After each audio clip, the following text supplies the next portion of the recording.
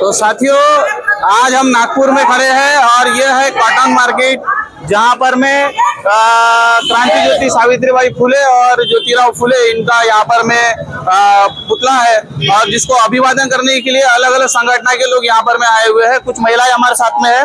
Madam, सबसे पहले तो आपका परिचय बताइए। मैं संगीता गोदनकर, वंचित बहुजन महिला आघाड़ी अध्यक्ष, नागपुर शहर।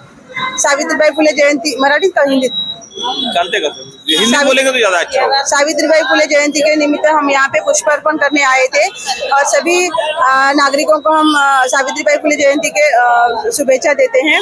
आज सावित्रीबाई फुले जयंती है और हम पिछले बार भी हमने ये मांग की थी सरकार से, सावित्रीबाई फुले को भारत रत्न मिलना चाहिए। उनका जो शिक्षा में जो योगदान है सारी दुनिया को सबको पता है।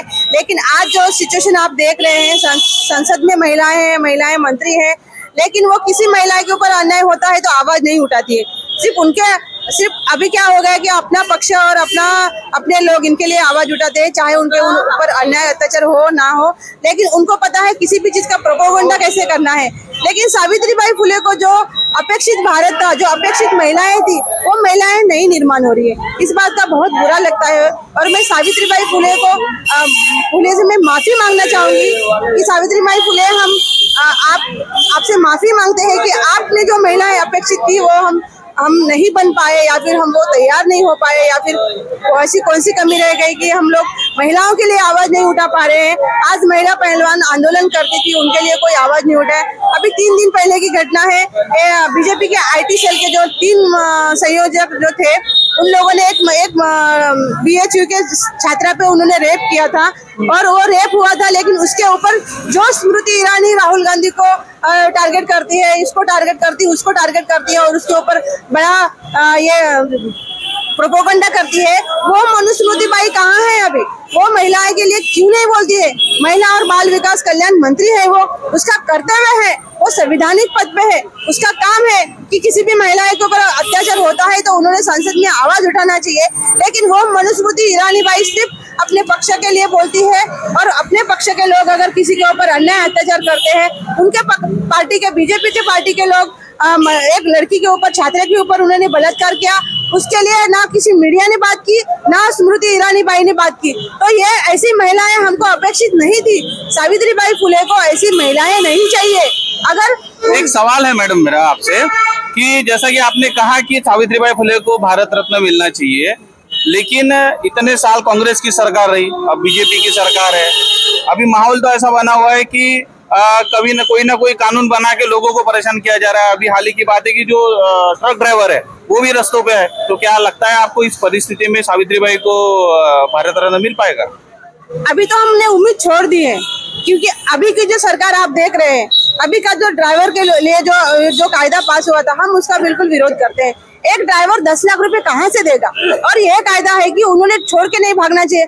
एक्सीडेंट होता है, ड्राइवर खुद करे या कोई आकर उसके ऊपर गिरे, उसके गाड़ी के ऊपर।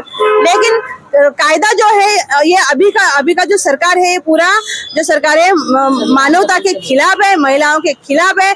इस सरकार में बिल्किस बानो के बलात्कारियों को पेड़े और हार से उनका स्वागत किया गया।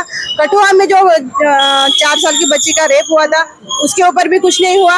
अभी 2 दिन पहले की बात है, वो IT सेल के उनके ऊपर भी कोई कार्रवाई हुई, लेकिन जब मीडिया मतलब जो मेन मीडिया, उन्होंने तो आवाज नहीं उठाया, लेकिन जो भी मीडिया थी, बाकी मीडिया ने आवाज उठाया, उसके बाद उनके ऊपर कार्रवाई हुई। तो इस सरकार से तो हमको कोई उम्मीद नहीं है कि वो भारत रत्न देगी, क्योंकि भारत रत्न जैसे इतने बड़े प्रतिष्ठित अवार्ड का उन्होंने मजाक बना के रख दिया है। उनको ऐसे बांट दिया है प्रसाद की तरह, जिनको मिलना चाहिए उनको अवार्ड नहीं मिल रहे हैं। तो इस सरकार से हमको कोई उम्मीद नहीं है। सरकार मनुवादी है, महिलाओं के खिलाफ। पिछले बार भी जब हमने आपसे बात की थी तो आपने कहा था कि ईवीएम के विरोध में हम जन जागृति करेंगे। क्या महिलाएं तैयार हो रही है ईवीएम के विरोध में?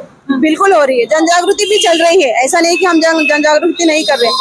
हम ईवीएम के पहले से खिलाफ थे, अभी भी है और हमेशा रहेंगे, क्योंकि ईवीएम जो है वो इलेक्ट्रॉनिक चीज है, उसके साथ छेड़छाड़ हो सकती है, प्रूव भी हो चुका है।